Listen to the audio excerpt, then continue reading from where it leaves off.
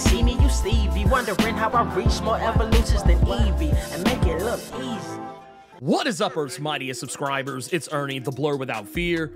Welcome back to the channel. Before we get into today's video, I humbly ask that you hit that subscribe button and tap that notification bell if you want to get more videos just like these, but you don't want to miss them. And also help me out in the algorithm by clicking that like button, because not only does it help this channel out, but it also ensures you get to see more videos just like this one. Today, we're going to be talking about the Milestone universe, the Shadow Cabinet #1. This is going to be a 4-part mini-series that is bringing back the classic Milestone media team, and in a lot of ways updating it for what I think is the better. Now, let's go ahead and get a couple of elephants in the room addressed. I will be the first one to say, I've not been the hugest fan of the direction that Milestone has taken as of late, not so much in terms of content, but in terms of letting anyone know what the hell is going on. I've actually been one of Milestone's biggest and vocal critics in that regard. It seemed like after the, Hardware versus Icon versus Hardware, I don't remember who had top billing there, but point is, after that story arc, it just kind of seemed like, oh, okay, well, all right. When Icon versus Hardware ended in actually about roughly this time last year, 2023, there's really been nothing. There's really no hint or inkling of anything that was on the way other than that final panel in Icon versus Hardware #5. And now we're finally paying that off about roughly a year later. And was it worth the wait? I will definitely say I think it's worth the wait. I think there's definitely something here. I think there's a story to be told, and I think one that will be handled a lot better than what I personally felt the Icon versus Hardware one was. I felt like it started off great and then just got way out into the weeds, and probably is a lot more to say about maybe why we shouldn't be going out of our way to integrate Milestone into DC Comics. And just let Milestone be its own thing. Or maybe just another Earth in DC's multiverse that pops up every now and again for a crossover, but which is kind of technically what it is right now currently, but I don't know, maybe just on a more further removed level. I feel like anything going on with DC shouldn't shake up what Milestone is doing on such an epic level. But point is, we're getting the Shadow Cabinet back, and it's a Shadow Cabinet that looks vaguely familiar to the Shadow Cabinet of yesteryear, of the 90s. If you are familiar on any level, you will see characters like Iron Butterfly, who was already reintroduced into the new Milestone universe as of the Blood Syndicate series. She was not a major fixture, but she popped up in a lot of flashbacks in that particular comic. You're also going to see characters like Dharma, who was pretty much the guy behind the whole thing. He was the main person that literally brought the Shadow Cabinet together. And while that version of Dharma is a lot more, I would say, depending on what part of the Shadow Cabinet series you're in the original run, he goes from being a good guy to a morally ambiguous guy to being a whole-ass villain by the time you get to the end of it all. And I don't know if they're going to be retreading any ground on that angle of it. I hope not, because that would be like going to the well twice. Maybe this time Dharma's actually a good guy from beginning to end, or at least not such a piece of shit. That's one of those things, like, if you go back and read OG Shadow Cabinet, it's very easy to not like Dharma once you get about halfway, maybe even a little less than halfway through that series. Like, you just start to be like, man, this dude is on that Fox News bullshit. Get him up out of here.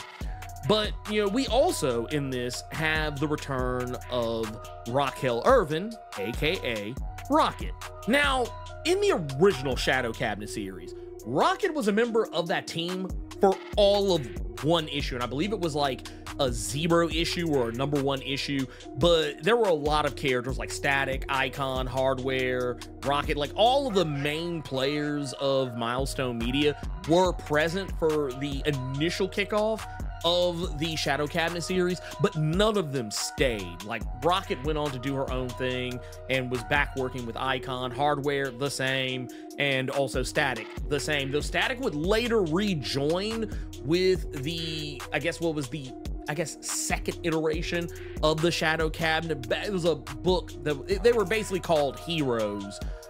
Heroes before the TV series Heroes. But that was where he was working with Donner and Blitzen and a bunch of other random cast-offs from the Shadow Cabinet itself and some other various greater milestone media heroes. But in this case, Rocket is jumping on almost from the onset, and I'm okay with that. That's a fine enough thing to do. And the fact that she's coming onto this team like at the earliest points of its inception, I think is a pretty cool touch, and honestly gives her something more to do because Icon's not around. And while I think Rocket is a great character, I'm pretty sure that the people that are the bean counters at Milestone and everyone who's involved in the decision making probably also recognizes that while I would love to see a Rocket series, and I think it would be a good thing to see, they probably recognize that by and large, like long-term business-wise, they probably feel like Rocket could not carry a book by herself. Not saying she can't. Or anyone goes, wait a minute, you're saying she can't carry it? No, I didn't say that. I'm saying they probably think that. And honestly, sales are kind of reflective of that. I feel like these books aren't selling as well as maybe they probably could or should. And that's sad because these are really good books. I think a lot of the Milestone Media stuff has been largely great. I've only really disliked Icon versus Hardware. That's it. I thought the Duo series was good, even though it didn't hold my attention all the way through. I kind of fell off of it as it was ending, but everything else I thought was fantastic. So yes, I'm here to say, as a Milestone Media Stan account, it is perfectly fine and normal to not like everything they do.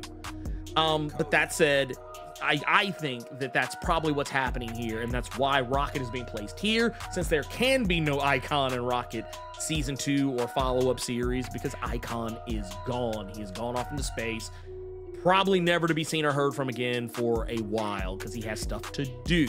To be technical, towards the end of the Icon versus Hardware series, Icon largely left because, as is stated in the, I guess kind of preview of this, it stated that humanity's, acceptance of aliens and seeing Icon as an alien, it led to just distrust in aliens in general. But by and large, because of the fact that Rocket and Icon have been butting heads, and also butting heads a lot over the direction of what they should be doing, what Rocket wants to do, despite Icon's wishes to the contrary, it's ultimately just led to Rocket and Icon having a falling out, which is also why there is no Icon and Rocket season 2 or follow-up series of that magnitude. But getting away from that and jumping more into what's going on in this series, Rocket, who was originally working with the Love Corps, or what was formerly known as the Love Army, that kind of seems to have run its course. She's working now more closely with Hardware, which is also how Hardware will get drugged into Shadow Cabinet shenanigans as he was in the past.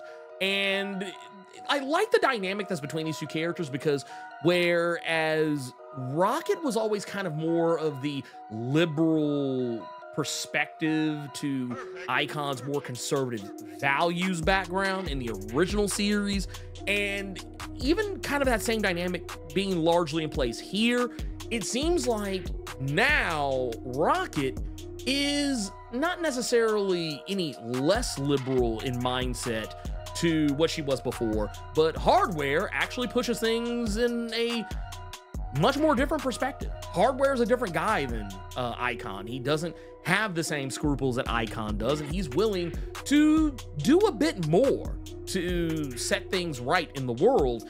And it kind of comes to this point where Rocket wants to do the same thing, but she wants to do it one way. Hardware wants to do it a different way. And now she has found herself in the midst of people who might actually want to do things more on the level that she wants to do. Now, I will definitely say, I'm not going to go into every single Shadow Cabinet member that pops up in this book, because there's not really even a whole heap of a lot of them outside of Dharma and Iron Butterfly. Technically, Transit shows up for like all of 5 seconds, but I don't really expect a lot of people to even know who the hell that is. Transit was a character that only really appeared in 4 comics in the entirety of her time in the OG Milestone Media, but basically she's a character who can teleport people by touching them. So there's that. There's not really a whole heap of a lot more to say about her than that, because she never really got to develop as a character, but I'm hoping maybe that'll be the case. But right now, considering everything that's going on with the Shadow Cabinet and what they have to contend with, who knows, we might get that opportunity. But, you know, speaking of that, that's kind of what I think is the most interesting part of this. And it's that while Edwin Alva was the main guy in terms of Hardware's villain, the guy who he was up against, and seemingly the guy who was going to be calling a lot of the shots going forward as far as, you know, what was going to happen to the, you know, Milestone universe and, you know, leading the charge of the bad guys against its heroes. Here, he is not present.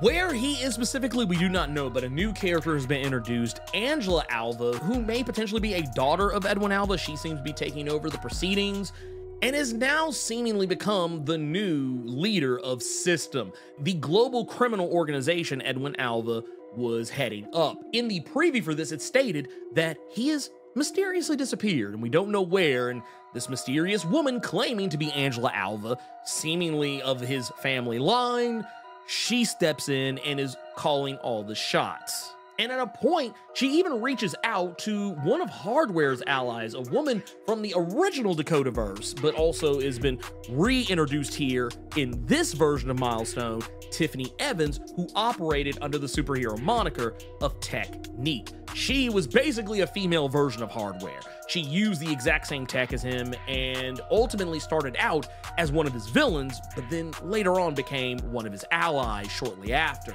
and also operated as Hardware at the end of the original Milestone Media run, taking his place when he stepped down from the role. And in this universe, she is yet to become Technique, but it seems like Angela Alva is angling for her to become just that, as she reaches out to her in this first issue, and it seems like Tiffany might be listening to what she has to say, or could very well potentially be some 5D chess going on here, because as we know, Tiffany has no love for Edwin Alva. He literally tried to have her killed. So it's why she's not very trusting of anyone with the last name Alva, and she seems not necessarily like cozy to this new Angela Alva, but she does definitely seem more interested in working with her on some level, which means she probably knows what's going on, and it's very likely that Curtis, aka Hardware, might have already warned her about what's going on. Maybe. I like what's going on here. I will say I do wish that some of the other characters were present, the ones that were teased at the end of the Icon versus Hardware series. In that one, we saw that the Dharma that was present there with Iron Butterfly, you could easily tell the characters like Hardware, Static, Icon, Twilight, and Sideshow, all those characters appear in the background there, but not all of them are present here.